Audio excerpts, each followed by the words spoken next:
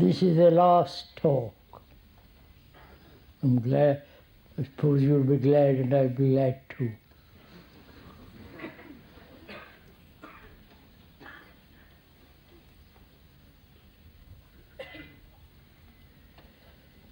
I think one should go over briefly what we have been talking about the last two talks and the two question meetings. We talked about the chaos in the world,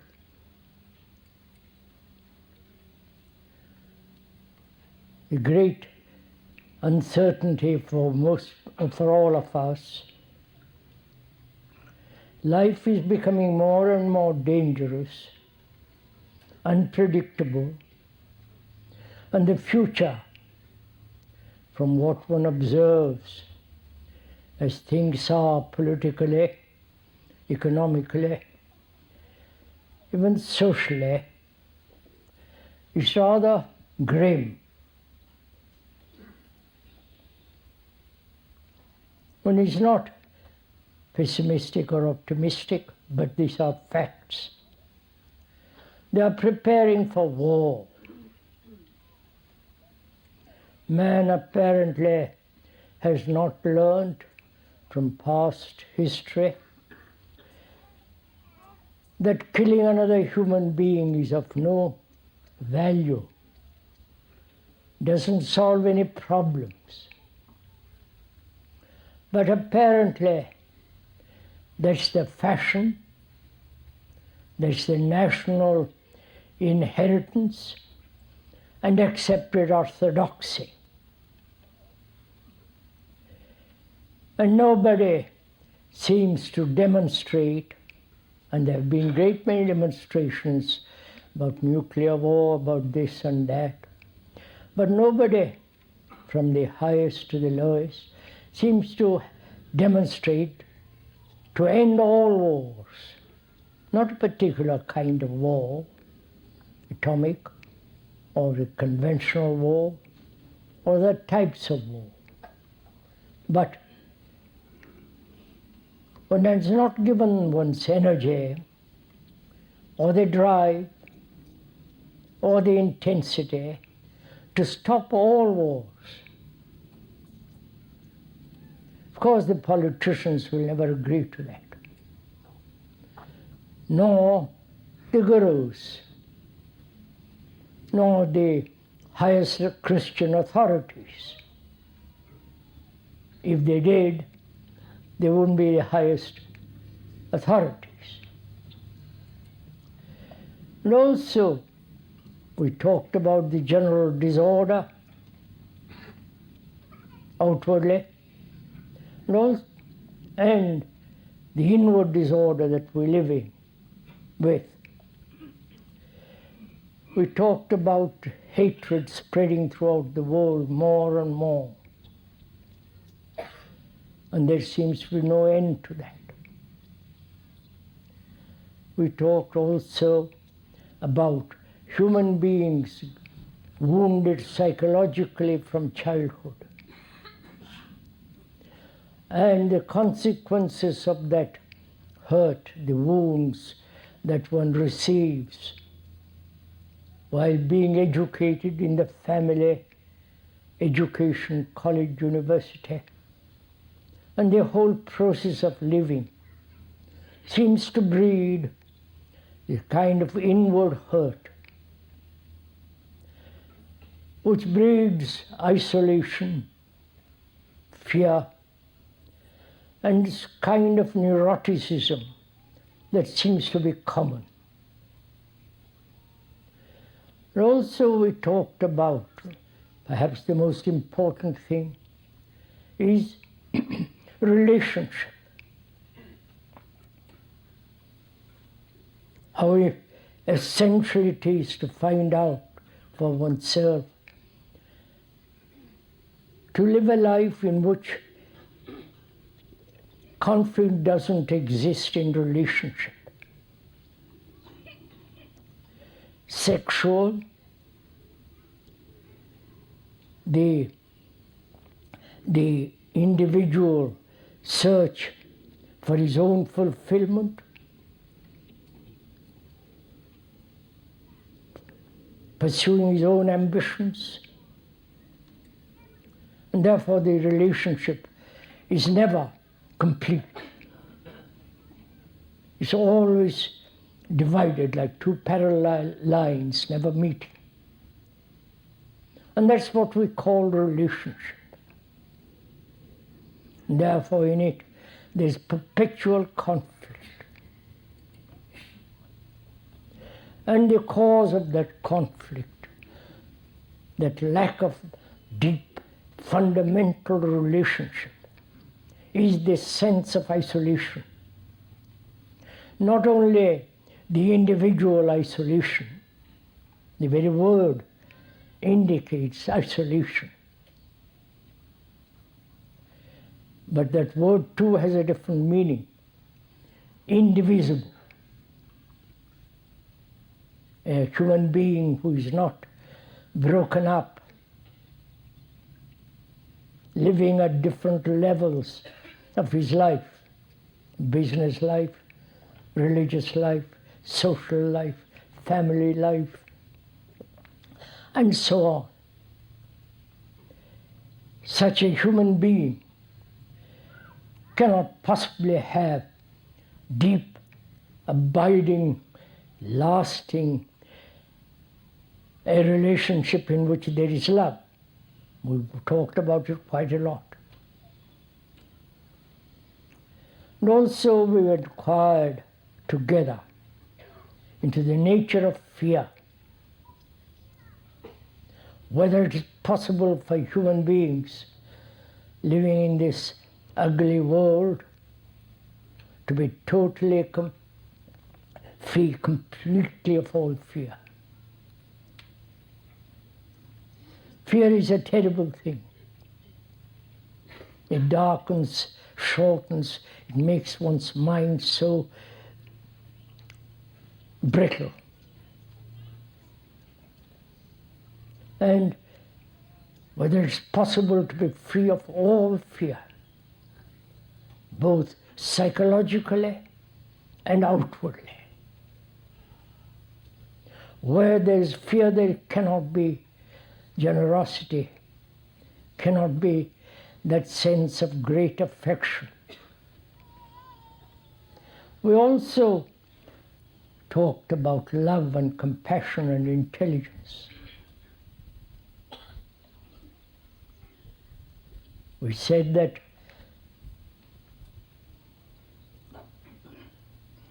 that which is love cannot be approached positively.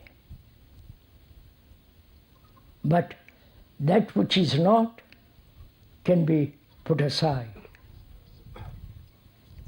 Jealousy, ambition, antagonism. Ambition, competition, deny the very nature and the beauty of love. And we talked about also compassion.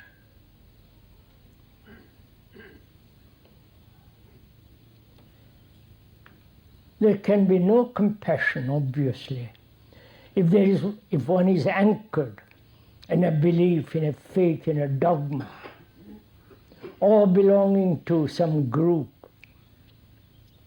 some sects. Such a person may have pity, sympathy, generosity, but it's not compassion. Where there is compassion, there is intelligence. We went into that. We inquired into what is the nature of a human being that is intelligent.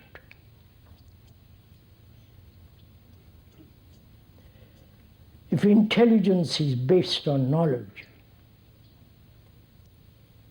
it's the outcome of knowledge, then we have a great deal of knowledge about most things in life. But that knowledge has not transformed us, has not made us intelligent. The very antagonisms, national divisions and racial and religious divisions indicate how unintelligent we are. Somebody should write a history about stupidity.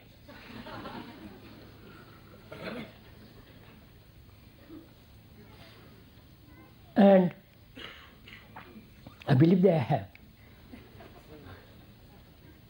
That was perhaps in the 30s, somebody wrote a book.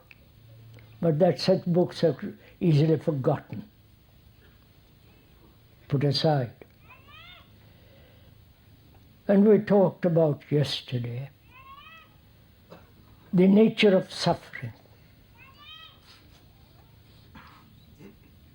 Why human beings who apparently have such extraordinary skill, such extraordinary capacity in the technological field, have not used that capacity, that energy, that quality of intensity to wipe away all human suffering, both physically and psychologically. Perhaps they will succeed wiping away physical pain, disease, and so on. But man has lived for millennia upon millennia, and yet he suffers. And we went into that very carefully, and it would be not the occasion again to repeat what was said yesterday morning. So we ought to talk over together this morning. And please don't consider it rather morbid or unnecessary on a lovely morning like this, to talk about death, because part of our life, as all the other characteristics of our life, like hate, jealousy, violence, an occasional flare of the beauty of love. It's all part of our life. And also, we ought to talk over together. Not that you are listening to the speaker,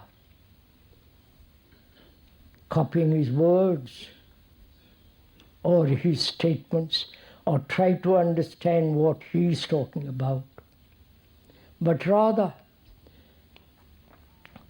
together investigate these problems and find out the truth of them. And so please, we are talking over together. You are sharing, partaking, cooperating, not just listening and then agreeing or disagreeing and walk off. Do your Tai Chi endlessly, or your yoga, or some practice of some guru which he thinks will enlighten you. But we are concerned with our daily life, not some exotic, fanciful religious concepts, but actual daily life of conflict. The confusion we live in, the uncertainty, the search for security. We've been through all that. which is part of our life. And also, death is part of our life. Though we may not acknowledge that fact, though we may try to avoid it, slur over it, or only be concerned at the last minute, as most people are. So we should together inquire into the nature, into that extraordinary fact. As life is an extraordinary fact, we ought to consider that also.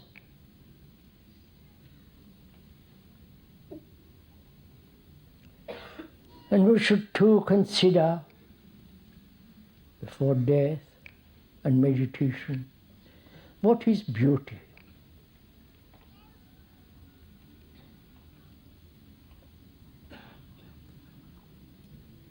This is important too. Does beauty lie in the eye of the observer?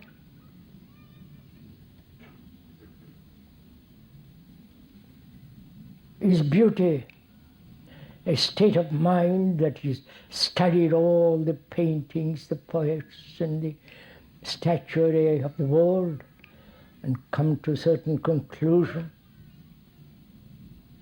The architecture of the most extraordinary buildings in the world, from the deep pyramids to the Parthenon, to the cathedrals, to the temples and the mosques. And when one observes those marvelous trees, the sequoias who have lived 5,000 to 6,000 years, some of them. What is beauty? Where is beauty? In the poet, in the poems, in the literature, in the painting. Or when you see a beautiful person, well-formed, beautiful features. What do you consider to be beauty? This is important because love goes with beauty.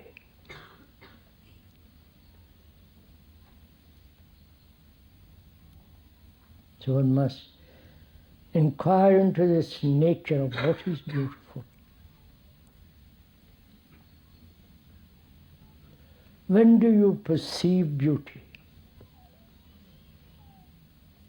You see a marvelous mountain with deep valleys and shadows against the blue sky, with all the light of heaven upon it.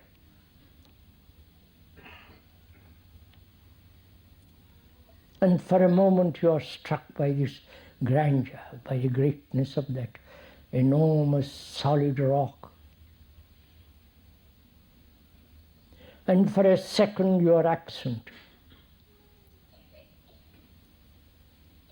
You have forgotten your problems, your petty quarrels and all the rest of it.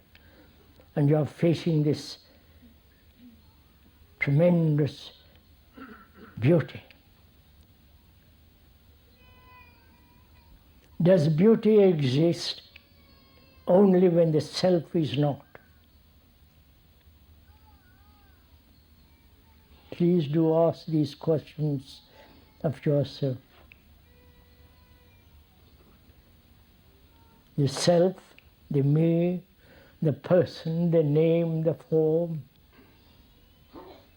all those words of fear, violence and problems and deep loneliness with its despairs. That's the self, the me, striving to become something. When that self is absent completely, is that state of mind, being, perceives beauty. As you do when you see a great monument, great mountains. For a second, the self is driven away by an accident, by a crisis. Then perhaps one sees that which is beautiful. It happens to all of us. This is nothing extraordinary. When you see a lovely sunset, indescribable light, golden, orange, green, and for a second everything is forgotten. And there's this startling clarity of beauty, of light. At that moment, the self is not.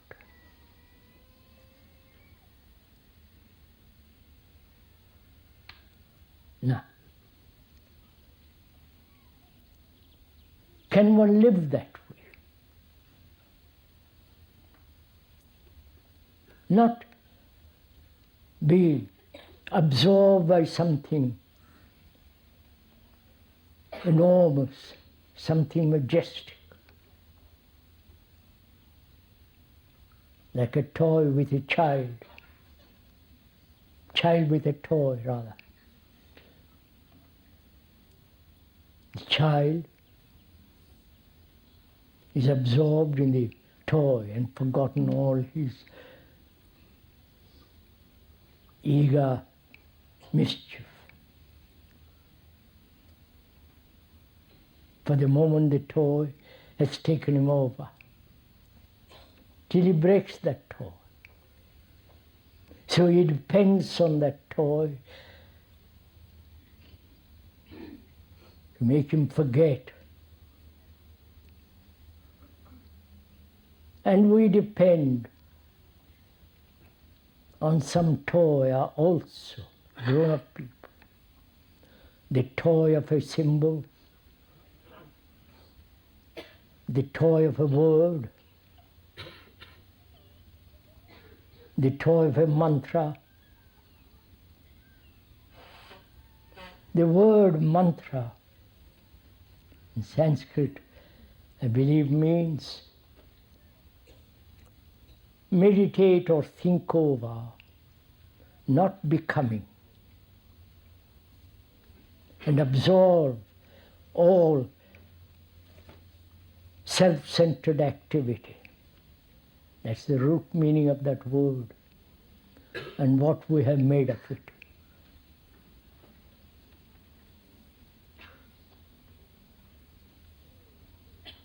So is it possible to live a life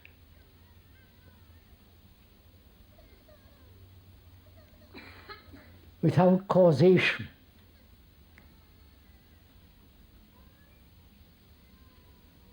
Please inquire together into this. Our life, our whole existence has a cause. I do this because. I love you because. I worship because I'm afraid that my life is empty. And perhaps some outside agency will help. There's always a cause in our life. And where there is a cause, there is an ending.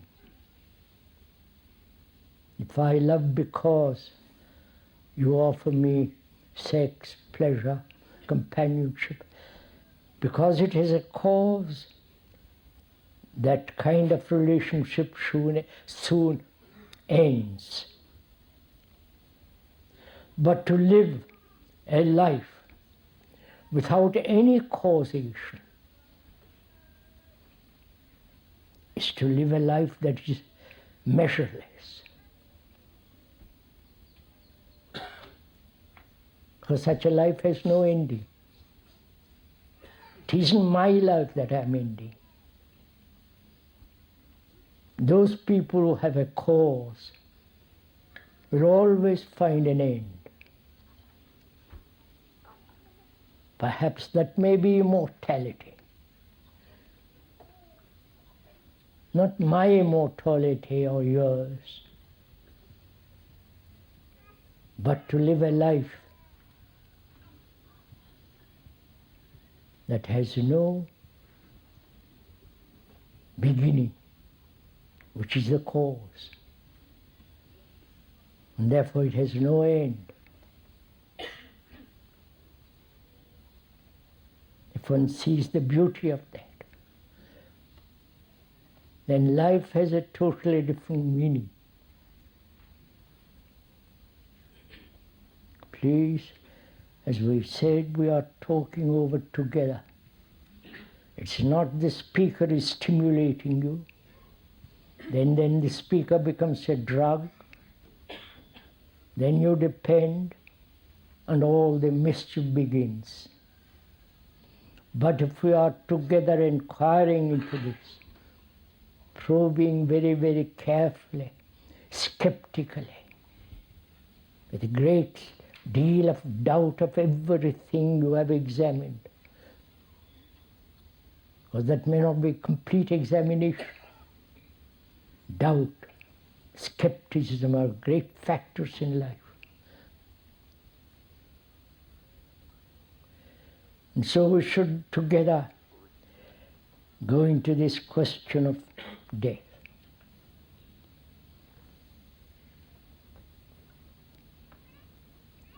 What is it that dies? And what is it that lives? Both of them go together. When you use the word death, dying, it means that you have also lived. The two cannot be separated.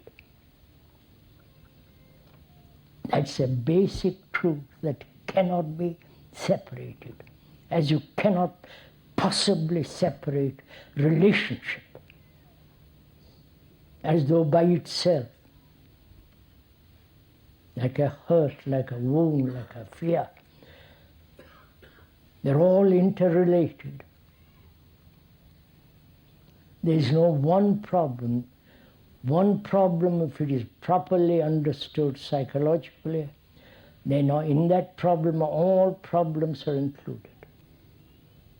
But if you separate and say this one problem I must solve, then you are reducing life into a shoddy little affair.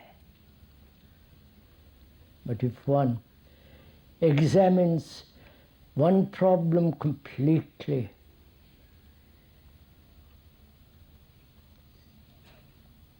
and that to understand the nature of that completeness, one must understand how one approaches a problem.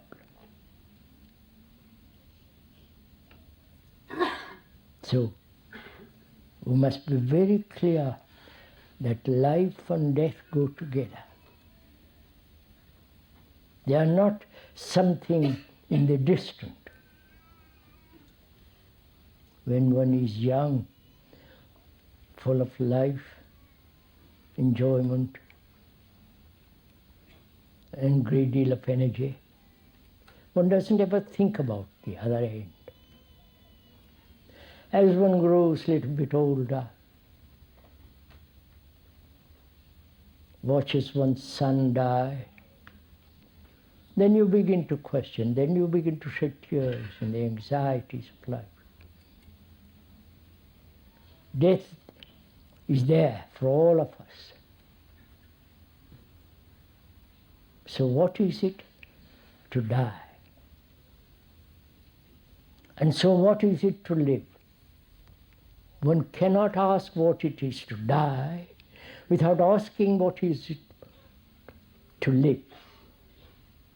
If we don't understand the living, then we'll be frightened of the other. Naturally. But if we understand the nature of living,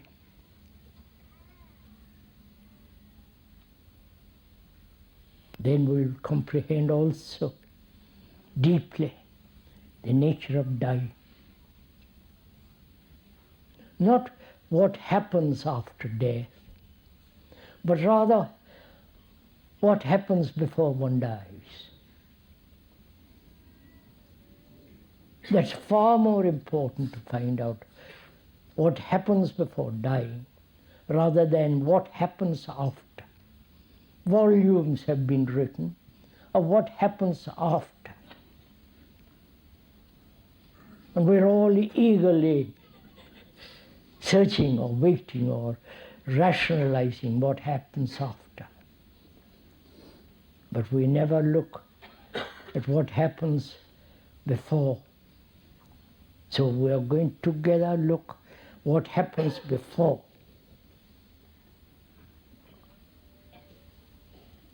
What happens to all of us before? The thing called living. The thing called becoming. The struggles, the pains, the anxieties, the loneliness, the deep, endless sorrow, working from morning till night, till we are 60, and then retire to die. This is what we call living. And we are questioning whether that's living at all. Please, you must question this, not I, not the speaker. But each one of us must question. Question, not find an answer. For it's a challenge. And we must know how to meet a challenge. This is a challenge. What is our life? The living.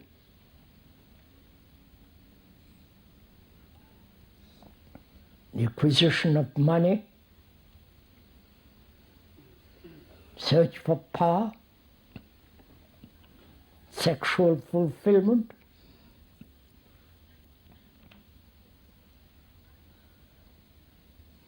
the striving, the conflict, the fears, the anxieties, the loneliness, and the deepening sorrows. Is that our life? It is our life.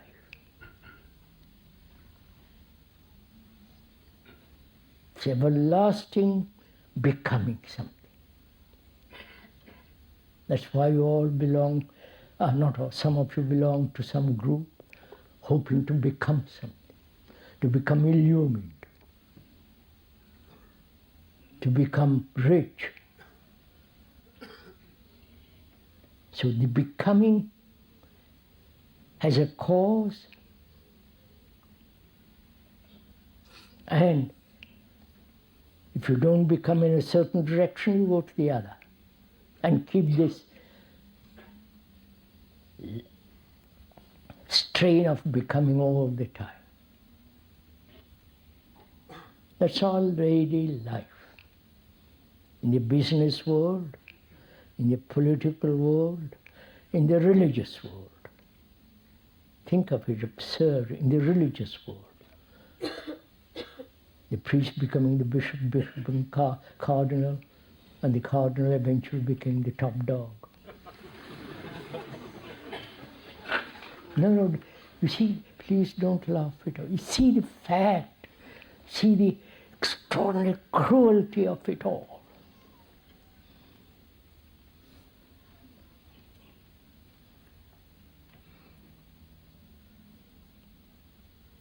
And this is what we call living.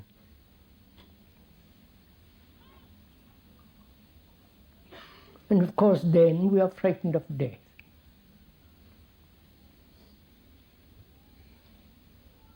So we're going to find out if we can, whether in this living, whether it's possible to free completely of all the burden of man.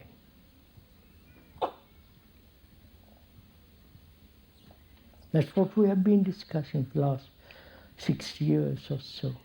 Whether it's possible to be free totally from all fear, from all the wounds that man has given to man.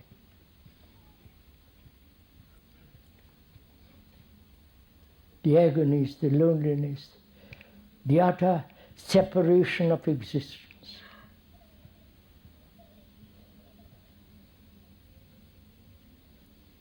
Whether we are individuals at all. Because our consciousness, with all the things that thought has put there, like fear, faith, and so on, is the common lot of all mankind. Our consciousness, though we think is ours, individual consciousness, it is not when you examine it very closely. It's the common lot, common ground of all human beings. So one questions whether there is individuality at all, though on the peripheral, on the outward existence, you may be better educated, more money, better fed, better clothes, more power, but inwardly we're all the same.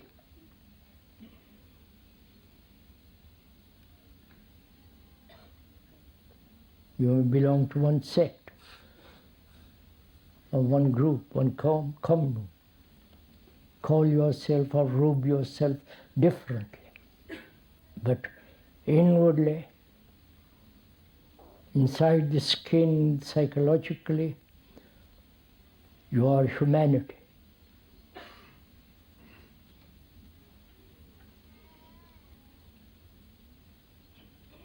And so you are basically not an individual. That's one of our illusions. We also say, thinking is my thinking. Thinking is never personal, individual. It's thinking is common to all mankind, from the great philosophers to the mathematicians, to the scientists, and to the poor, ignorant man never knowing how to read or write or travel. Thinking is, again, common to all of us. So thinking is neither east nor west.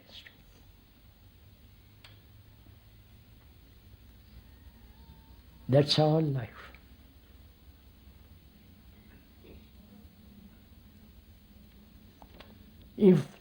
When there is no freedom from this kind of travail and agony, an occasional sense of beauty, then what is death? Why are you frightened? Why are we all so scared?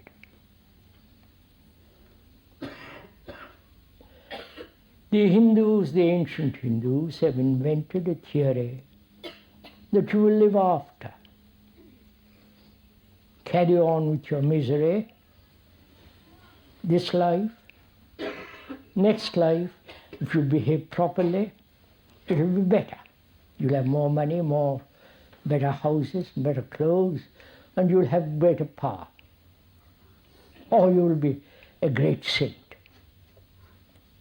And the Christians too have their own rationalization. Resurrection, all the rest of it. Those who believe in reincarnation,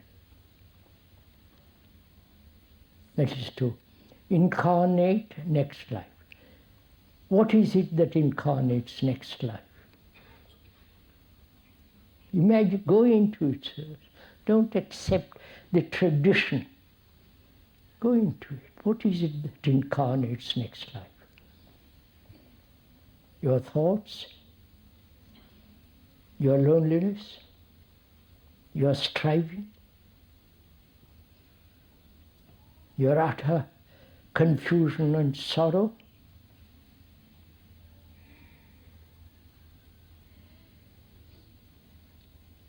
And is sorrow, anxiety, loneliness, an agony we dispel through time, which is evolution? We like to think so. We like to think violence will end, give me time.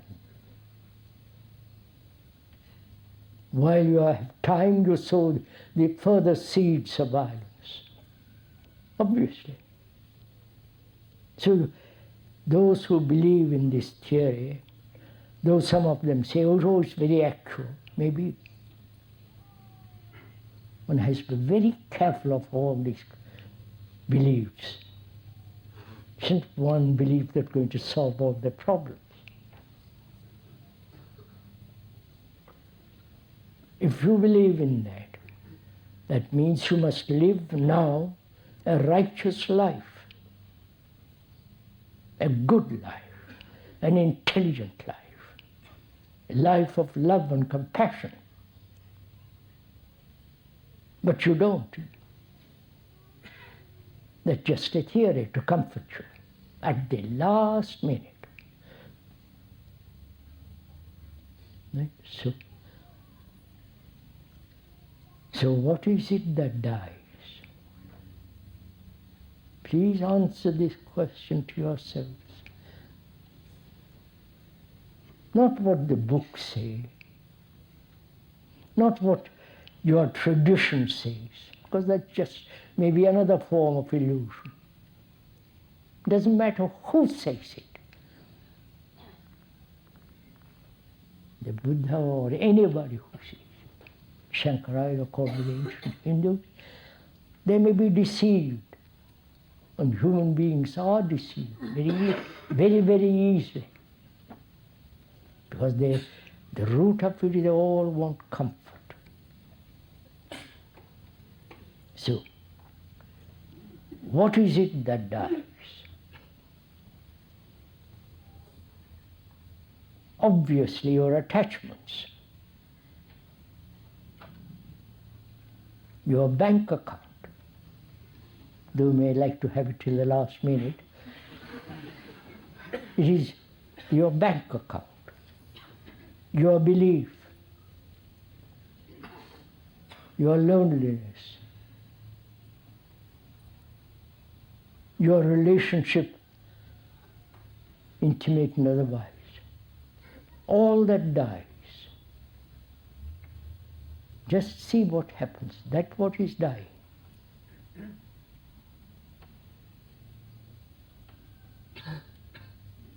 You've collected a great deal of art treasure, wealth, good houses, your character, cultivated this and that. Not only the garden, but you cultivated your own mind, your own heart. At the end of it all, death is there. That is, all these qualities is you. You may call it the soul. The Hindus give it a different name. But it is that center of the self, the name, the form, the qualities, the wounds, the hurts. All that is me. And through disease, old age, or accident, all that's cut off. And that is death. Right? So we have separated living, and death is somewhere far around the corner. Now the next question to that is, can death take place while living? Please understand what I mean. I am attached to my family, to my wife, to my house, to the beautiful furniture I just bought the other day. I haven't bought it, but... And I'm attached to all that.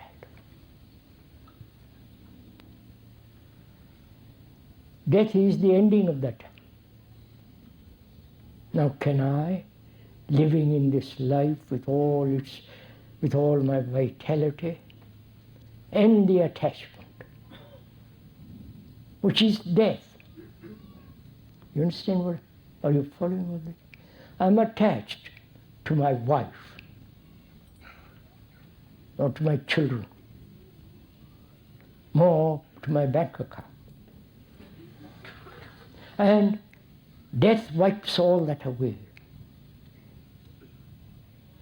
While living with my clear mind, with her clarities, with my vitality, end that attachment.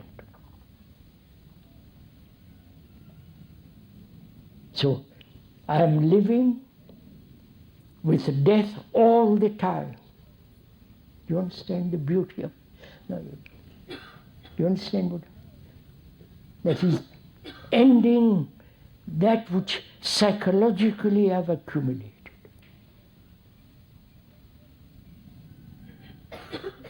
Therefore the living and the dying go together. You understand what it means? I wish, would it be possible to do this?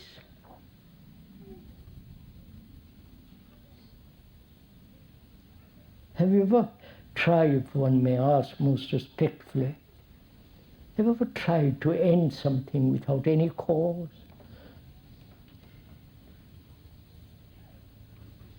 Ordinary things, smoking, drinking, chattering, and following somebody, your leader, your guru, your priest, your specialist. Specialist psychologically, we're not talking to specialists, physical specialists, like the doctors and so on. Have you voluntarily, without any cause, end something?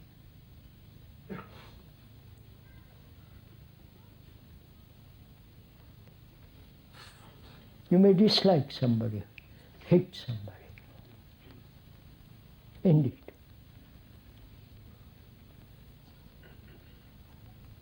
That is death. So one begins to understand,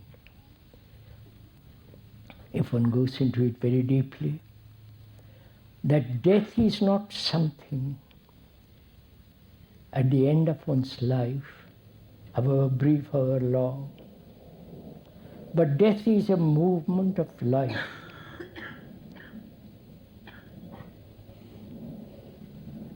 Death is closely related to life.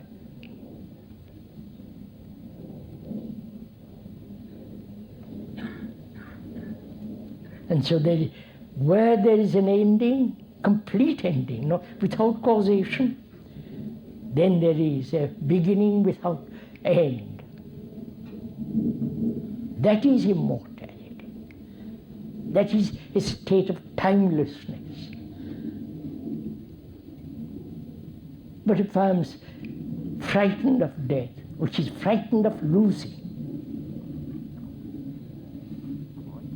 to end that fear, lose now. You understand? In that there is great beauty. So we ought next talk about we haven't finished the subject of death because it's much too complicated. One has to go into it very, very deeply. That is, what happens to all of us whose consciousness is common to all mankind? What happens to the one who is out of that consciousness? What relationship has that person to the rest of mankind? You understand? I won't go into it now because we haven't got time into it. As I said, death, with all its meaning, is very complex, needs very careful observation. Cannot observe when there is fear. It requires great hesitancy, affection, seeing what life and death are. Now we ought to talk about also, as this last meeting, what is meditation? In relation to that, we ought to talk over together what is religion.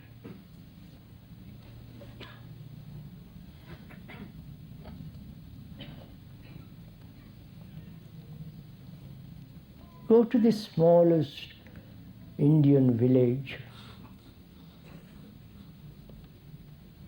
poor, hungry, probably one meal, and that meal is not sufficient. And they have also the feeling of religiosity. They worship a tree, a stone.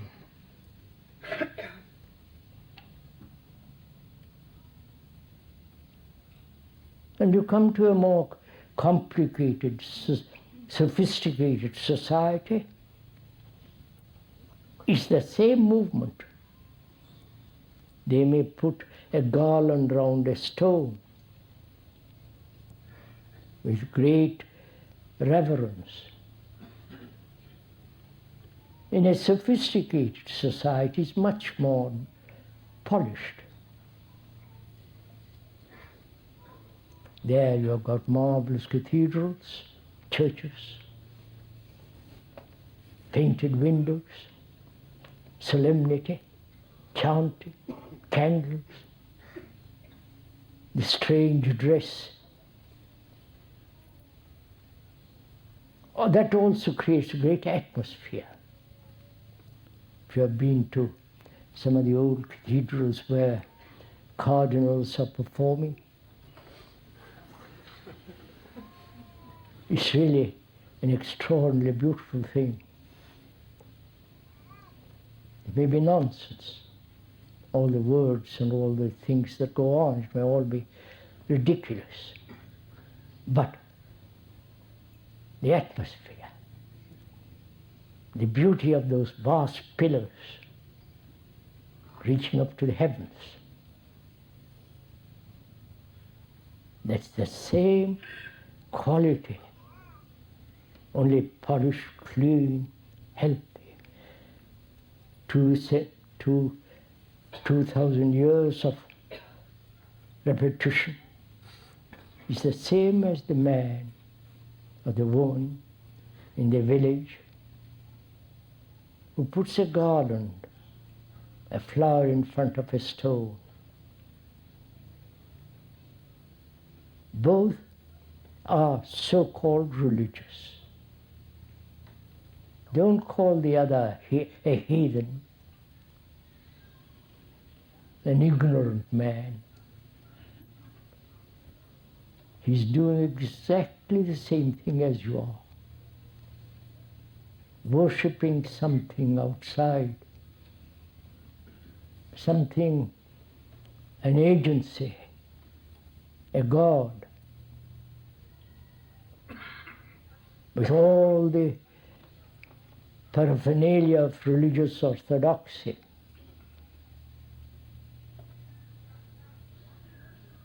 So what is religion?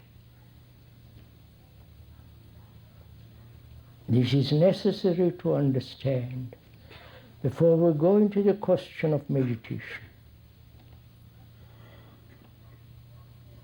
is all that's going on in the name of religion.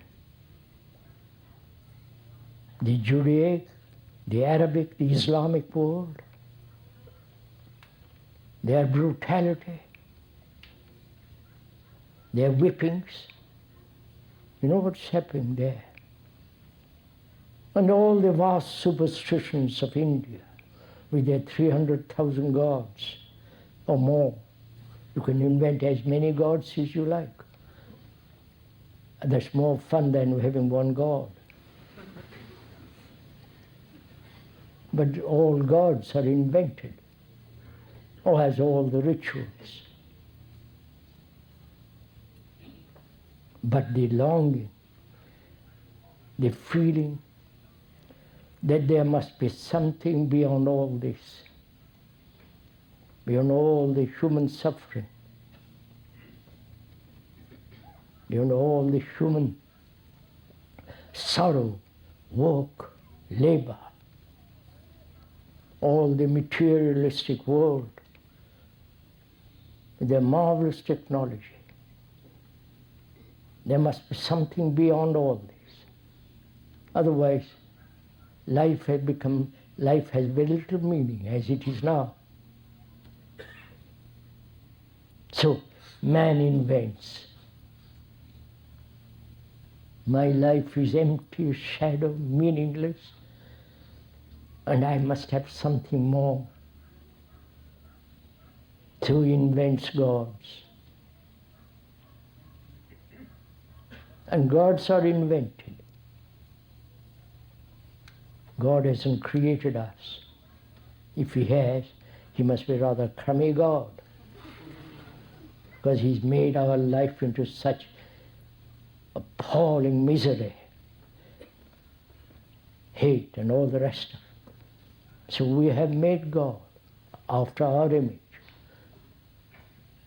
which is the opposite of what we are: kind, benevolent, all-knowing, protective, great comforter, and so on. Is all that religion? Man has always searched for something sacred.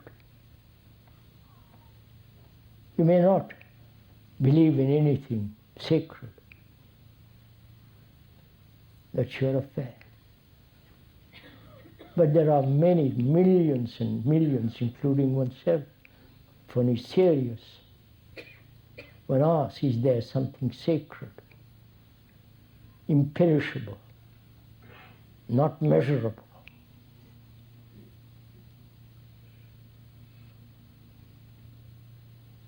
And to come upon that, meditation is necessary. So we must ask, what is meditation?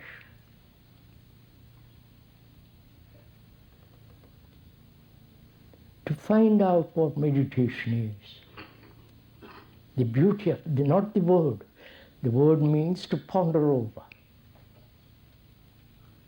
meaning of that word, to ponder, to think, to recollect.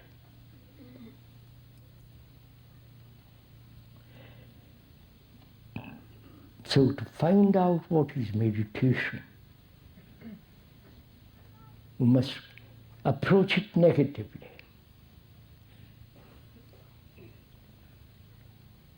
That is, to find out what it is not.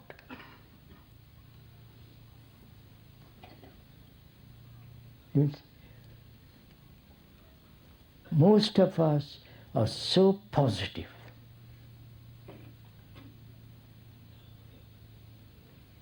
And we think meditation is something that we have to do, practice. But if we can approach it with intelligence, not with a desire, but with intelligence, which is to see what it is not. So, shall we do it together? What it is not. First of all, it is not a system. If you practice a system, your brain becomes more mechanical than it is. Right? So obvious. If I practice some Tibetan Zen or recent money makers of meditation, then this repetition, whether it's 20 minutes afternoon, or morning, afternoon, evening, repeat mantra, knowing the meaning of that word. If you knew the meaning of that word, you'd never repeat the mantra. So ridiculous. So any practice is like practicing a wrong note on the piano. You may practice. So please go into this. The Eastern world has brought this unfortunate word here.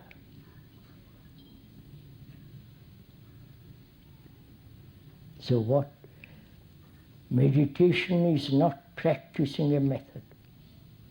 So obvious. Whether it is the Zen, which is extraordinarily put together. From ancient India it went to China, from China to Japan. They couldn't pronounce certain Sanskrit word, dhyana, it became and so on and so on. Nor is it a becoming. Right? Meditation is not a becoming. That means meditation is not a process of time.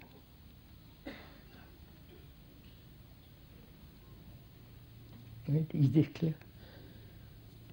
That is, according to all the people who have advocated meditation, it's a process of achievement.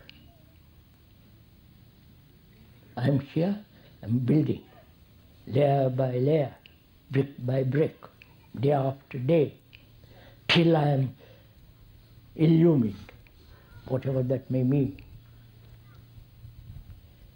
So it is a practice, a becoming in time. See the implications of this.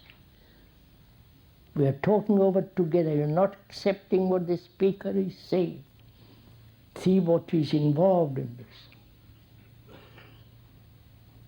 That illumination is a matter of time. Is it? Might say the Buddha went through all kinds of trials, sat under a tree and suddenly got illumined, which I question. Illumination is not a matter of time, which means gradually becoming something. Gradually putting away all the miseries of one's life. Step by step, like you peel an onion, shedding tears one after the other. See what that means? This constant, conscious effort to achieve a result.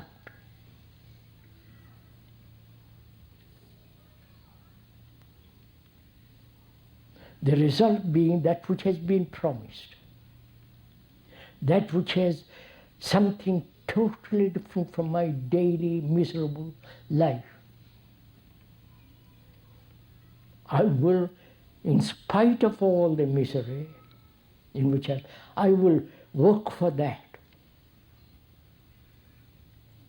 It's like building a house on sand.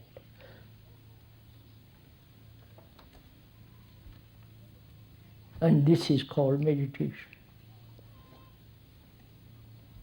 Meditation is also called great awareness. Be aware of your breathing, your control, your step-by-step control. That is becoming aware of yourself, of your thoughts, of your feelings, of your reactions. Is that meditation?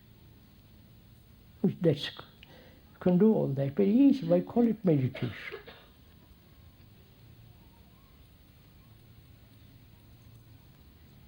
So, if all that is not meditation, which means meditation is not a conscious effort, where there is conscious, deliberate effort, there is the action of will. Will is the summation of desire.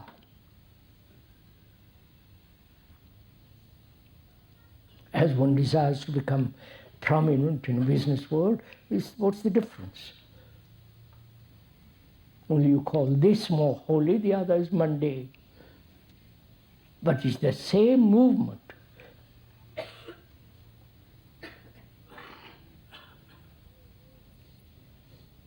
So if meditation is not a conscious process, which is a will of action, I will practice. I'm lazy this morning, I must get up, and all the rest of it. Sit cross-legged, breathe properly, do this kind of yoga, that kind of yoga. You follow? It all becomes so childish if you look at it all. That's not intolerance. We should be tolerant about ugliness. That means you put up with it. So if all this is nonsense, they're all making quantities of money out of all this. They're rich beyond words, some of them are.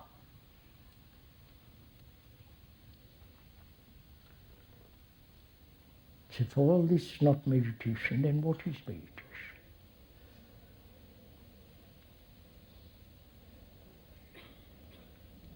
That is, a mind, a human being,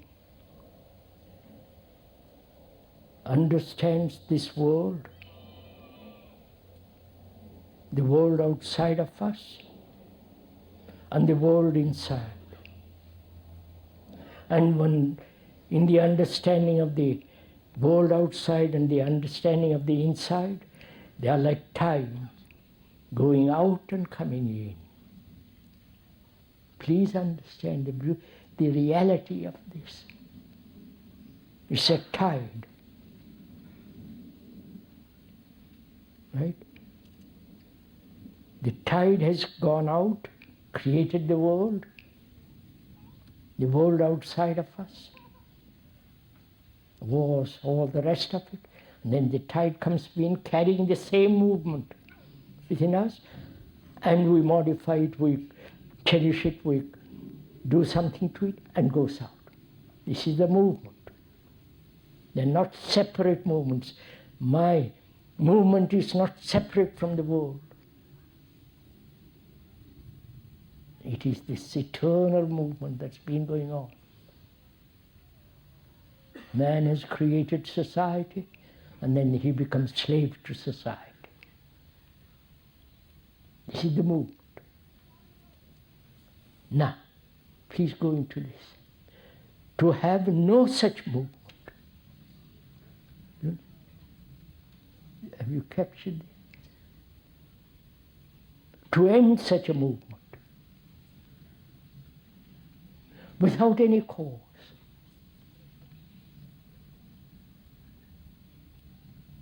Because if there is such a movement, it is the perpetual reaction, perpetual response to the outer. Then that response creates another reaction in me, and I react and create another outward. So this movement of the outer and the inner, when that stops, comes to an end, not consciously, then you're back. If you do it consciously, then you're back into the same movement. That is to see the truth of this, to perceive the nature of this movement, the logic of it, the sanity of it, the truth of it. When one perceives that, then there is the ending of that. Put it differently, I hope you're not tired. To put it differently, we depend on experience. That's what all the meditative people, or all these kind of strange experiences, that is, to recognize an experience as an experience, you must have already known about it. I read a book about some strange experience of another. He may be all cuckoo, and he has written a marvelous book, and I read it, and I say, by Jove, I've got some pain in my head or somewhere, and I'm beginning to have that experience. So, to live, please understand, to live without a single experience, which means to be a light to oneself,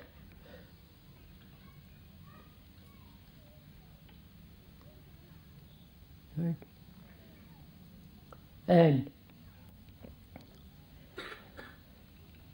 seeing all the religious circus that's going on in the world, in the name of God, in the name of whatever it is meaningless.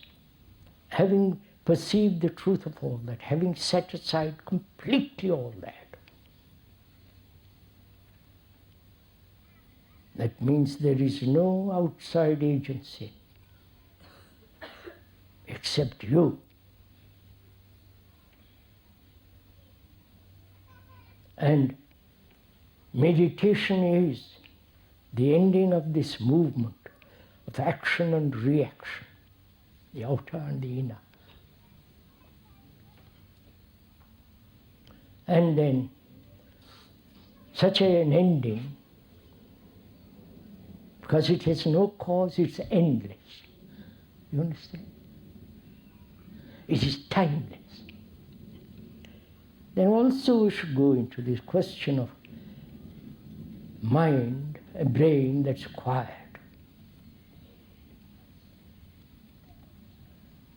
This part of meditation.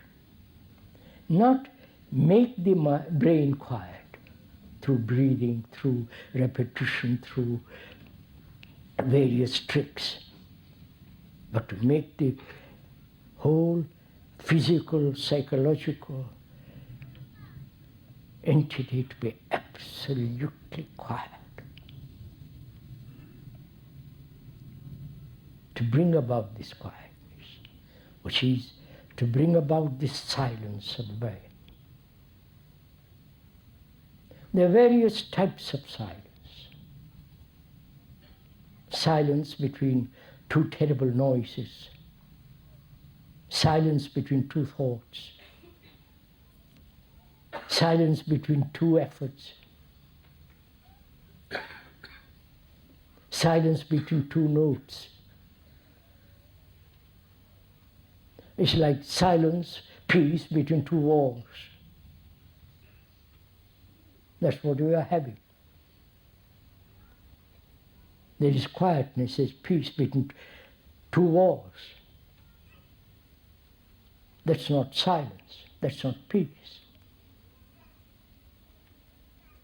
So one has to inquire what it is to have a deep, causeless silence. When the brain is totally free from its conditioning, then only there is that quality and the great depth of that silence. Then in that silence, there is the flowering of that which is eternal. But that requires, all this requires great seriousness.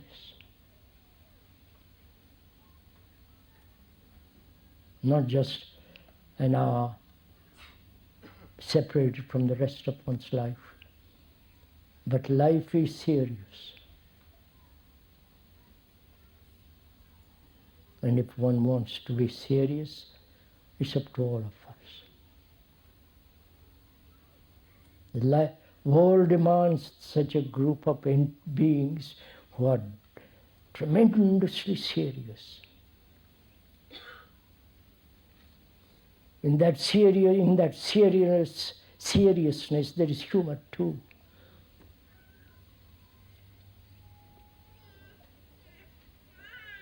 So a small group can affect the whole world.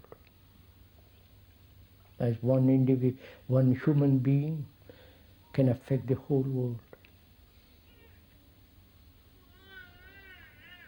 So this whole movement is meditation and the happening of that which is timeless, nameless, measureless. Meditation means also to have no measure. That's also part of the root meaning of that word meditation. To have no measurement.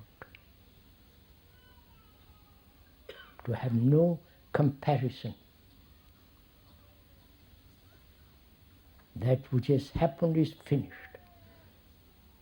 You don't build on that which has happened. There must be constant emptiness so that there is a movement without any cause.